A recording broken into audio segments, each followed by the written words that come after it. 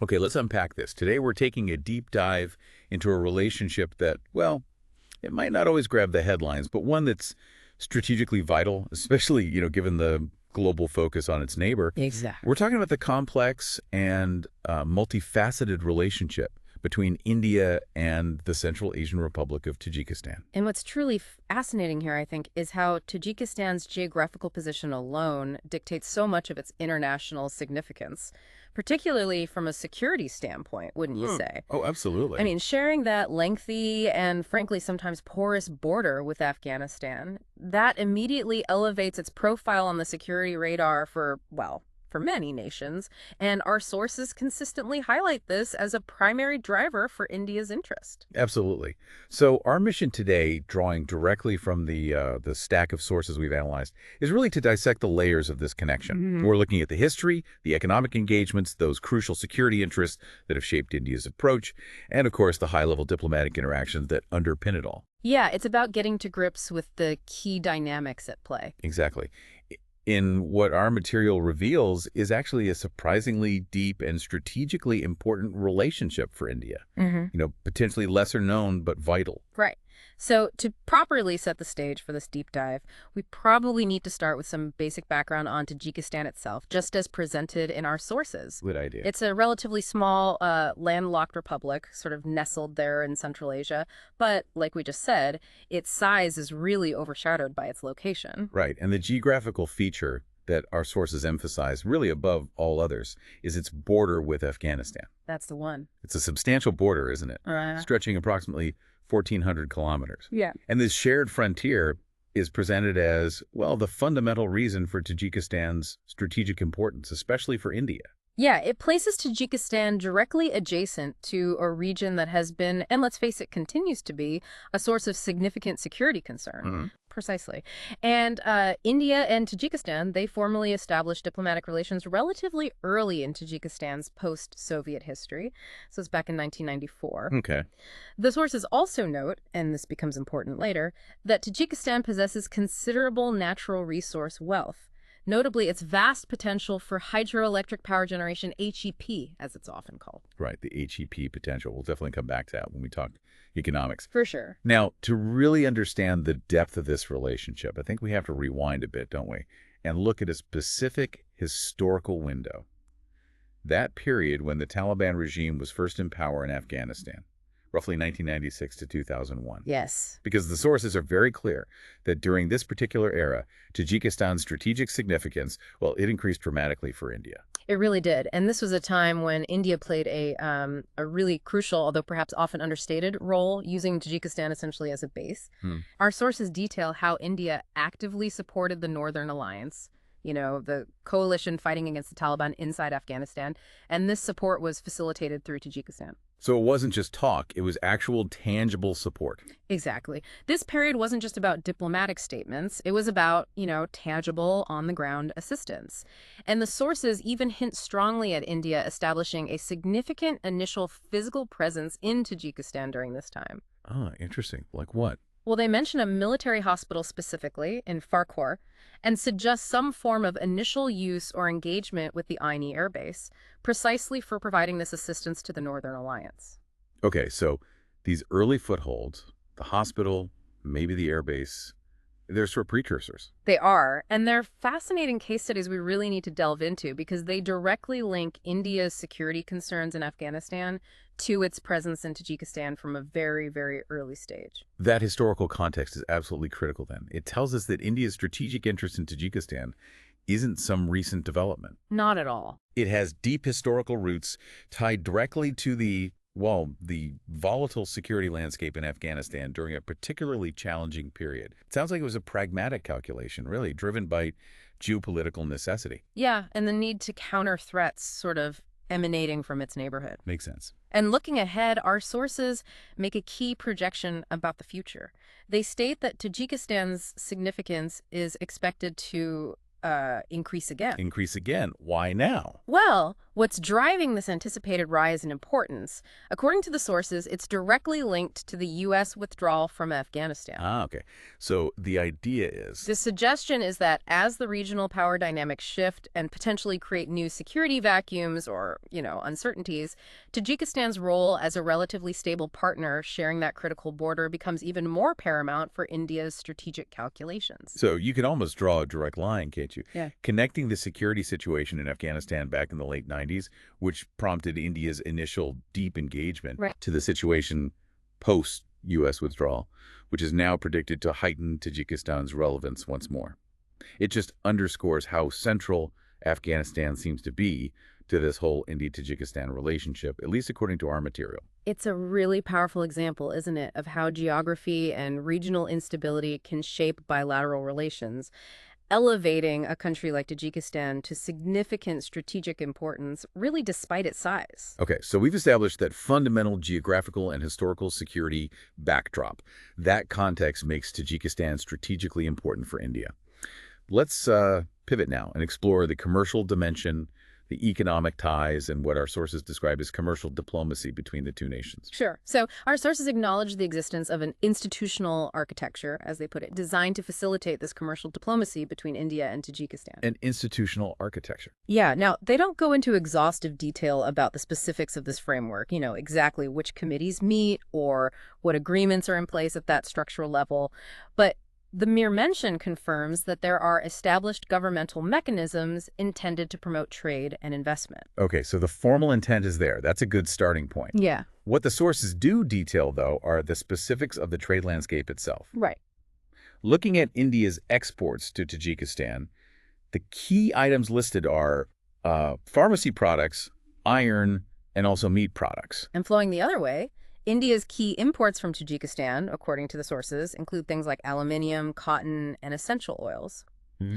So you can sort of see a pattern here, can't you? India is exporting finished or processed goods, pharmaceuticals, iron products, while importing more like raw materials or primary commodities, aluminium, cotton, natural oils. Yeah, that seems to reflect, maybe to some extent, the different economic structures of the two countries. But here's where the picture gets, well, particularly unique, I thought. It tells a story beyond just standard trade statistics. The sources describe a significant portion of the trade operating through what they specifically term suitcase trade. Ah, yes, the suitcase trade. It's a fascinating and very specific description, isn't it? It really is. Explain that a bit. Well, it refers to this mode of commerce where individual retailers, primarily from Tajikistan, physically travel to India. Now, these aren't representatives of large corporations. They're individual business people, maybe small-scale traders. Okay. And the sources even specify the types of goods they typically come to purchase. Things like woolens, leather products, and notably, those pharmacy products again. Right, pharma pops up again. It does. They purchase these goods in bulk, often literally in suitcases or using personal baggage allowances, and then they travel back to Tajikistan to sell them directly to consumers in, retail settings. Wow. That really adds a distinct layer to the economic relationship, doesn't it? It suggests a very grassroots, person-to-person, entrepreneurial driver working alongside the larger, more formal trade flows. Totally. It's not just government agreements or big corporate deals. No, it's individual initiative, literally driving trade across borders. It really highlights the demand for specific Indian goods at the consumer level in Tajikistan. Absolutely. And in parallel to this trade, India has also been actively providing financial assistance to Tajikistan. This is done through lines of credit. Lines of credit, okay. And these are described as being provided for multiple products, which indicates they aren't just restricted to one single sector, though some specific examples are given.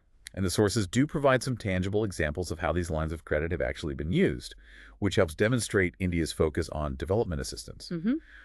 One notable use mentioned was establishing an IT center in a place called Bedil.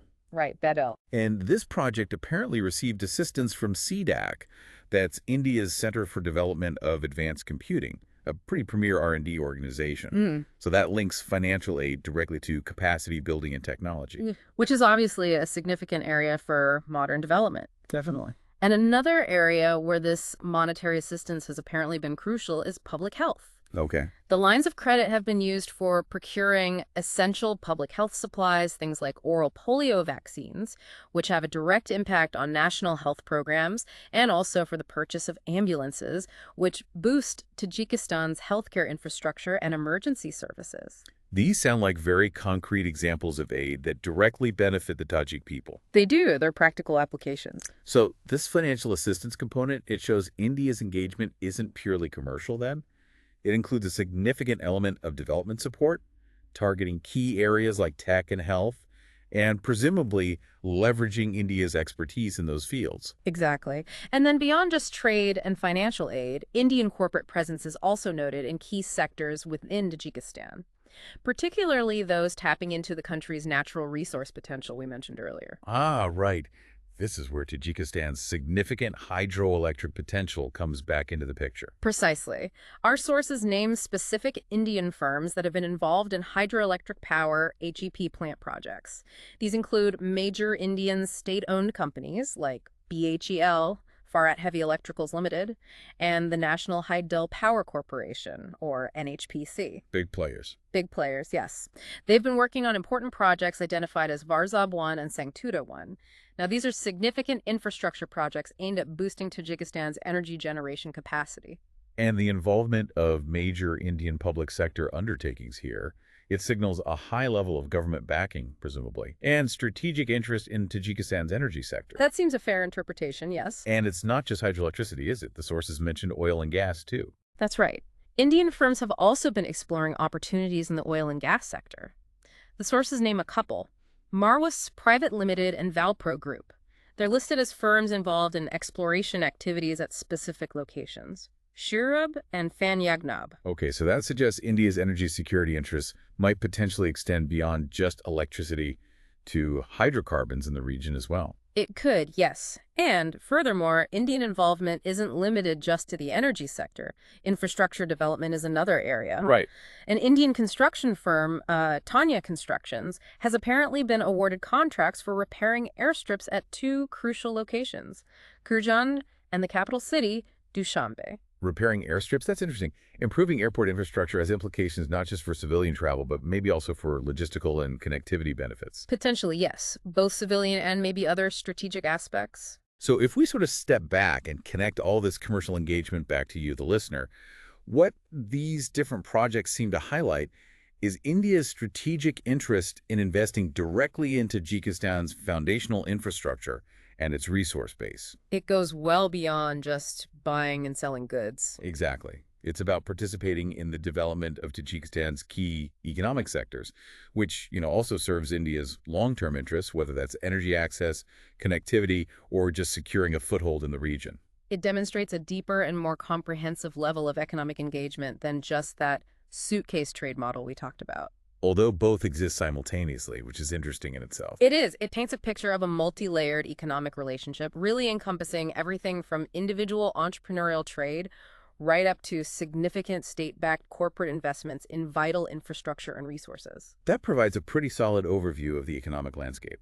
Now, let's delve deeper into something we touched upon earlier, and which the sources really drill down into: India's security interests in Tajikistan.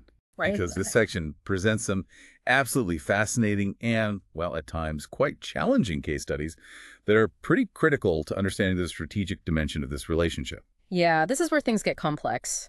As we noted before, India's security concerns are directly and, you could say, inextricably linked to Tajikistan's location and that border with Afghanistan. Our sources use the story of the Aini Air Base as a primary example of India's proactive efforts and also the complexities encountered in this domain. The Aini Air Base. Tell us about that. Okay, so Aini is described as a facility initially developed by the Tajiks and the Soviets, apparently heavily used during the Cold War era, but it had fallen into disuse since about 1989 after the Soviet withdrawal from Afghanistan. Okay, so it was sitting there somewhat dormant. Somewhat dormant, yes. Now, the sources explain that India's serious interest in Aini wasn't just some abstract strategic thinking. It was apparently catalyzed by a major concrete security incident. Which one? The hijacking of the Indian Airlines flight IC-814 in late 1999. Ah, of course, Kandahar. Exactly. That event highlighted vulnerabilities and the need for capabilities closer to Afghanistan. So, following that, the Indian government instructed its primary external intelligence agency, RNAW, the Research and Analysis Wing, to identify a suitable airbase near Afghanistan for eventualities. Eventualities. That sounds like preparing for potential future crises or needing rapid response capability in the region. That seems to be the implication, yes. And after conducting what the sources describe as just a basic study of the available options, RNAW identified and zeroed in on the Aini Air Base as the preferred location. Which underscores Aini's strategic positioning relative to Afghanistan and its potential to serve India's security needs in that context. Absolutely. So, following a bilateral defense cooperation pact signed between India and Tajikistan in 2002, India began undertaking certain developments at the Aini Air Base. Certain developments. Sounds like more than just basic upkeep. It seems so. The sources imply significant reconstruction and refurbishment work. And India's plan, according to the sources, was to eventually deploy military aircraft there. Specifically, Mi-17 helicopters and also Kiran training aircraft. Okay, military hardware. What was the stated reason? Well, the stated purpose for deploying these aircraft, as presented by India at the time, was apparently to use them for training Tajik Air Force pilots. Right, so framing it as a capacity-building and cooperative endeavor, Right. strengthening Tajikistan's own defense capabilities. And that was the official line, yes. However, and this is where the narrative takes a really sharp turn, revealing those complex geopolitical currents we mentioned. Uh-oh. The sources pinpoint 2007 as a significant turning point. In that year, the then Tajik foreign minister, a Mr. Harifan Zaripov, made an official public declaration. And he stated quite unequivocally that there was no Indo-Tajik cooperation taking place at the Aini Air Base. None. No cooperation. But wait, didn't you just say India was developing it? Exactly. What makes this declaration particularly striking, as the sources highlight, is that it came despite India having already invested substantially. The sources use the phrase pumped millions of dollars into the reconstruction and refurbishment of Ayani up to that point. Wow. So a major investment of resources, effort, strategic intent, just publicly disavowed by the host country. Pretty much, yes. At least publicly. Okay, that raises an immediate and critical question. Oh. Why? Why would Tajikistan issue such a statement after accepting significant Indian investment and presumably engaging in cooperation? Well, our sources offer what they consider the most likely reason behind this development. Which It's is? the intervention of Russia. Ah, Russia. Okay, that adds another dimension. It does. The apparent motivation for Russia's intervention, as interpreted by the sources, was basically to prevent India from gaining operational access to the airbase. Why would Russia care? Well, Russia historically views Central Asia as firmly within its sphere of influence. It maintains its own significant military presence and security arrangements in Tajikistan, including its largest military base outside its own borders. Right. So the suggestion is that Russia saw an independent Indian military presence at a key strategic air base near Afghanistan as, well, impinging on its own security interests or its regional dominance, and exerted pressure to prevent it. Okay, so this Adini case study is a really stark illustration, isn't it, of the geopolitical realities India has to navigate in Central Asia. Absolutely. Even with bilateral agreements and significant investment, strategic aspirations can get complicated or even maybe thwarted by the influence of other major regional or global powers. It shows that while India has clear security interests and is willing to act on them, the path isn't always smooth. It's not solely dependent on the bilateral relationship with Tajikistan. Fascinating. If frustrating from an Indian perspective, perhaps. Indeed. Now, moving to a second important case study in the security domain, our sources also discuss the Farkhor Military Hospital. Farkhor, right. You mentioned that earlier in the context of the Northern Alliance. That's right. This facility has a different but equally significant history linked directly to that period of Taliban rule in Afghanistan between 1996 and 2001. And the sources state that India's RNAW agency was instrumental in setting this up. Yes, instrumental. This wasn't just a civilian aid project. It was directly tied to India's support for the anti-Taliban Northern Alliance during that conflict. The hospital presumably treated wounded fighters, provided logistical support, Makes sense. and the sources even note that during this critical period, RNAW succeeded in stationing some helicopters at an airstrip located near Farkhor. Helicopters, too. That underscores the level of operational presence and direct support India was providing from Tajikistan. It wasn't just medical aid. It seems not. However, like Ayani, the Farkhor facility also saw a change in status. The sources indicate it was shut down. Shut down. When and why? It seems it was shut down following a major shift in the regional security landscape.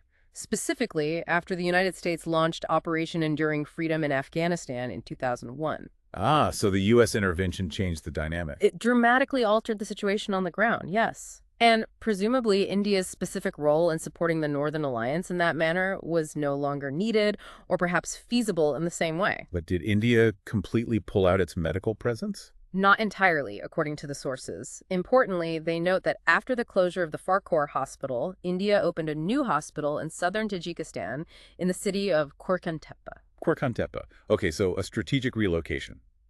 An adaptation. That's what it suggests. Shifting perhaps from a very direct military support role linked to a specific conflict phase to maybe a more general but still strategically located medical presence in Tajikistan. So these two examples, Aini and Farkhor, they're really crucial then. They are. They illustrate India's historical and ongoing proactive efforts to secure a strategic foothold, to project influence, and provide tangible assistance, whether military, logistical, or medical, in Tajikistan, specifically with an eye firmly on the security situation in Afghanistan. But they also show the challenges. Absolutely. They reveal a pattern of significant investment and strategic intent, but also the real-world challenges and geopolitical constraints India faces in pursuing those interests, particularly highlighted by the Amini situation and that alleged Russian intervention. It's a clear demonstration that India's security calculus in Tajikistan is, well, it's dynamic. It's driven by events in Afghanistan. India seems willing to invest substantial resources, but it requires navigating the interests of other major powers in the region. Very much so. So with that understanding of the security dimensions and the complexities involved, maybe let's shift our focus now to the diplomatic level. Let's examine the high-level engagements, particularly using the example of the 2015 visit by the Indian Prime Minister to Tajikistan, which our sources highlight. Right, high-level visit. They're often symbolic, but they also provide concrete opportunities to push agendas forward and sign agreements, don't they? They do. And the sources note the significance of this 2015 visit in reinforcing bilateral ties. They also mention a specific, quite interesting symbolic gesture made during the visit. Oh, what was that? The gift presented to the president of Tajikistan, Emomali Rahman.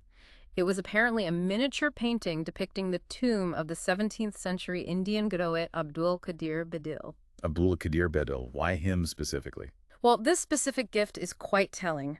Bedil is a poet who is revered not only in India but also widely across Central Asia, particularly among Persian-speaking populations, which of course includes Tajiks. Ah, so a shared cultural figure. Exactly. Gifting an item related to a figure of shared cultural and historical significance is it's a powerful diplomatic tool. Yeah. It speaks to cultural connections that transcend modern political boundaries. It helps build goodwill by acknowledging a common heritage.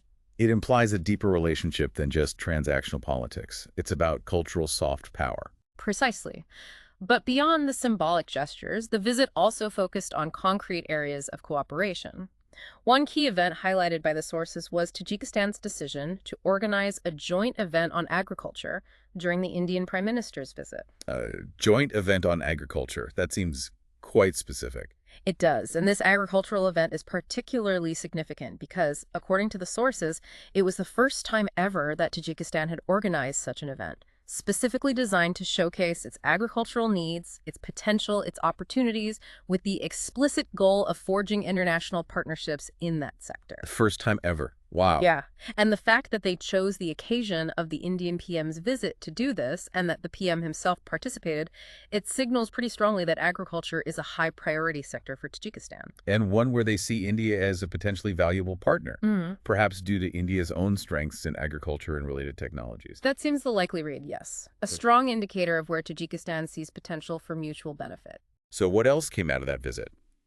The sources list other key agreements and unveilings, I imagine. They do, demonstrating the breadth of the diplomatic engagement. For instance, a statue of Rabindranath Tagore, the renowned Indian poet and Nobel laureate, was also unveiled. Tagore. Another instance of leveraging cultural icons to reinforce ties. Yes. And beyond the cultural symbolism, agreements were concluded on, quote, multiple issues, indicating a comprehensive set of discussions took place. And did agriculture feature in those agreements? It did. Notably, the sources reiterate that there was a special focus on agriculture within these agreements, which really solidifies the importance highlighted by that joint event. Okay. Anything else specific? Yes, there was also a specific agreement mentioned to establish computer laboratories. Computer labs. That echoes the earlier mention of the IT Center project funded by lines of credit. It does. It reinforces a focus on technology and education as recurring areas for cooperation. And finally, a plan for the promotion of broader cultural cooperation was also agreed upon, suggesting maybe initiatives beyond just statues and historical figures, perhaps encompassing exchanges, festivals, or other cultural programs. Okay. So connecting this diplomatic engagement back to you, the listener, this 2015 visit serves as a really clear illustration of how high-level diplomacy functions in this specific relationship. It seems to be a blend, doesn't it? Meaningful cultural gestures that build rapport and acknowledge shared history, coupled with very specific practical cooperation agreements in key sectors like agriculture, technology, and broader cultural exchange. Yeah, it shows that diplomatic efforts are aimed at solidifying existing ties across various domains, but also actively exploring new avenues for mutual benefit. It sets a framework, really, for future collaboration at the state level. It's about building a comprehensive partnership, then addressing strategic, economic, and cultural dimensions, all hopefully reinforced by high-level political will. That seems to be the goal, yes. Okay, so we've sort of traversed the landscape of India-Tajikistan relations now. We've looked at the foundational geography and history, the different layers of commercial engagement, from suitcase trade to big projects, those challenging but significant security interests centered around Ayeni and Farkhor, and the nature of high-level diplomatic ties, exemplified by that 2015 visit. Quite a journey. It is. So now, let's try to weave all these different threads together and get to that crucial so what moment for you, the listener. What does it all mean? Right. When you synthesize all of this information from the sources, Tajikistan's critical strategic location right next to Afghanistan. Key point number one. Key point one. Then the various forms of commercial activity from those individual traders right up to large corporate projects. Then the historical efforts and, let's be frank, the undeniable setbacks India faced in securing those security footholds, like at Aini. Right, the complexities. Exactly. And finally, that mix of cultural and practical cooperation seen in the diplomatic exchanges when you put it all together, certain driving forces and key dynamics emerge very clearly. And according to the sources, the overwhelming driving force, it just keeps coming back to this, doesn't it? It's the shadow cast by Afghanistan. It really is. Tajikistan's border position fundamentally shapes India's security calculus in the region. And this isn't just about general stability. It seems directly linked to countering potential threats and ensuring a degree of influence or presence close to a very volatile neighbor. That makes sense. Absolutely. And then hand in hand with security is the economic dimension. Tajikistan's resource potential, particularly its vast hydroelectric power resources, that's clearly a significant draw for Indian investment and corporate interests. HEP, yeah. Simultaneously, Tajikistan's own need for broader economic development provides opportunities for India to step in and offer assistance through those lines of credit, targeting sectors like IT and public health, which of course also serves India's interests by building goodwill and potentially opening markets for Indian expertise and products down the line. So there's mutual benefit there, potentially. Yeah, potentially, yes. But, and this is crucial, as the Ayeni Air Base example so vividly illustrated, the relationship, particularly in that sensitive security realm, it isn't just a straightforward bilateral equation, is it? No, clearly not. It's significantly influenced by external geopolitical factors, notably that alleged role of Russia in the Ayeni situation. That adds a real layer of complexity. It reminds us that India's strategic maneuverings in Central Asia happen within a regional power matrix, where other players have their own interests and influence. Exactly. This complexity is crucial to grasp. India's presence isn't uncontested. It's not happening in isolation. But despite these potential challenges, or the need to navigate these regional power dynamics, the sources consistently underscore Tajikistan's enduring strategic importance for India. Yes, because that fundamental link to Afghanistan and broader regional stability remains a constant, doesn't it? So the relationship seems to be this blend of strategic necessity, historical engagement born out of specific crises like the Taliban era or IC-814, and then these forward-looking economic and developmental partnerships. That sums it up well. And as we've seen throughout this discussion, The nature of the relationship is remarkably diverse. It operates on multiple levels simultaneously. Yeah. You've got the formal government-to-government pacts, the large-scale state-backed corporate investments in energy and infrastructure, Right, the big stuff. all the way down to that fascinating individual suitcase trade. And alongside all that, the important cultural exchanges and development assistance. It's really not a monolithic relationship at all, but more like a rich tapestry of interactions. A partnership built on, well, practical needs, historical connections, and strategic calculations, all unfolding against that complex backdrop of Central Asian geopolitics. Precisely. So as we wrap up this deep dive, I think the key takeaways are pretty clear. India's engagement with Tajikistan is deep, it's multifaceted, it's driven primarily by its security interests related to Afghanistan's proximity. Remember, one driver. Significant economic opportunities and development assistance, and it's reinforced through active diplomacy and those important cultural ties.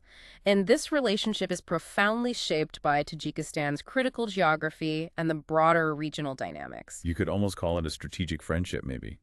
Forged in the crucible of Afghan instability and maintained through a blend of hard security interests, economic partnerships, and soft power. That's a good way to put it. Which brings us, I suppose, to a final provocative thought for you, our listener, to consider as you reflect on this relationship. Let's hear it. Given the historical challenges India has encountered at key strategic sites like Aini, and considering the ongoing fluidity and, frankly, uncertainty in Afghanistan and the wider Central Asian region, what might the future actually hold for India's strategic and economic presence in Tajikistan? That's the big question, isn't it?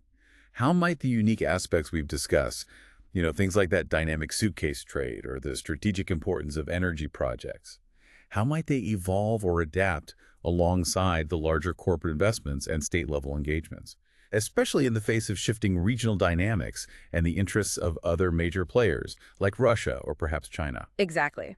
It's a relationship with deep foundations, clearly, but its future path remains subject to the complex and often competing forces at play in Central Asia. Well, thank you for joining us for this deep dive into India and Tajikistan relations. We hope this exploration of the sources has provided you with a clearer and perhaps more detailed understanding of this important but maybe often overlooked strategic connection.